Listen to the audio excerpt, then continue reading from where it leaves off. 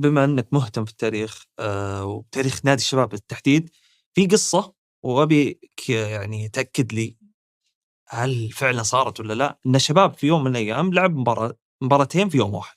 صحيح. متى وليش؟ هذه قصتها حقيقة في موسم 1999. الشباب يلعب في كأس ولي العهد.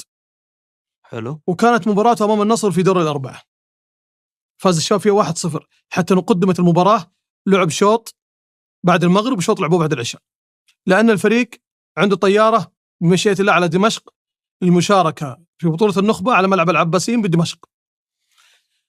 حقيقة اللي حصل نادي الشباب حينها كما صرح في ذلك الأمير خالد بن سعد هي اللجنة الفنية ولجنة المسابقات حينها.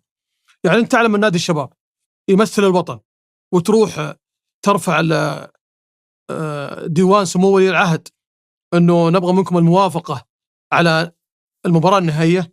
طب أنت ما عندك فريق يمثل الوطن، يعني كان المفروض أنك تنتظر أو تكتب في خطابك المرفق لديوان سمو ولي العهد بأنه نادي الشباب يشارك في خارج بطولة خارجية ويمثل فيها المملكة، وننتظر المواعيد المقترحة يتحددونها.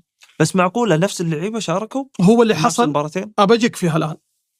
هو كانت إعادة افتتاح ملعب الدمام، ملعب الأمير محمد بن فهد، لأنه الملعب توقف من فترة بعيدة، يعني تقريبا 1406 بعد تأسيسه في أواخر السبعينات الميلادية، وتوقف الملعب وعادوا من جديد حتى طلقوا عليه ومبلي الصغير وبدايات إعادة افتتاح الملعب. هو الشباب شارك بالفريق الأساسي في نهائي كأس ولي العهد وبالرديف في المباراة اللي قيمت في دمشق. لكن قبل هذا كله البعض يجيك يقول الشباب ما عنده أمل، الشباب أصلا طالع والحقيقة الشباب طالع من كل بطولتين لا الشباب طالع من البطولة اللي هناك. فطبيعي يتم تحديد المباراة. هذا مو بصحيح. اللاعبين هم في المطار وقبل ذهابهم إلى دمشق تم إخبارهم بأن النهائي سوف يكون يوم الجمعة، والجمعة موافق لآخر مباراة راح تكون في البطولة العربية اللي هي بطولة النخبة. في أي معنوية تبغاني أشارك فيها وأنا أمثل الوطن، وحين ترى البطولة العربية ما هي مثل اليوم. نعم آخر نسخة الآن كانت تنشيطية وقيمت قبل بداية الموسم على أهمية اسمها، سميت بكأس الملك سلمان، على أهمية الجائزة المالية اللي كانت فيها، ومع هذا وقيمت كأنها بطولة النخبة وبطولة الصداقة والبطولات اللي تكون تنشيطية قبل بداية الموسم.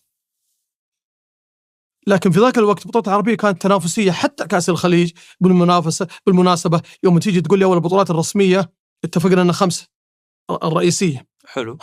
احنا قلنا أيضا كأس الخليج للأندية والعربية والآسيوية بمختلف المسميات العربية، سواء سوبر اللي هو النخبة أو أبطال الكاس أو أبطال الدوري، أو كذلك الآسيوية أبطال كاس أو أبطال دوري أو سوبر لفترة، كلها تعتبر بطولات رسمية.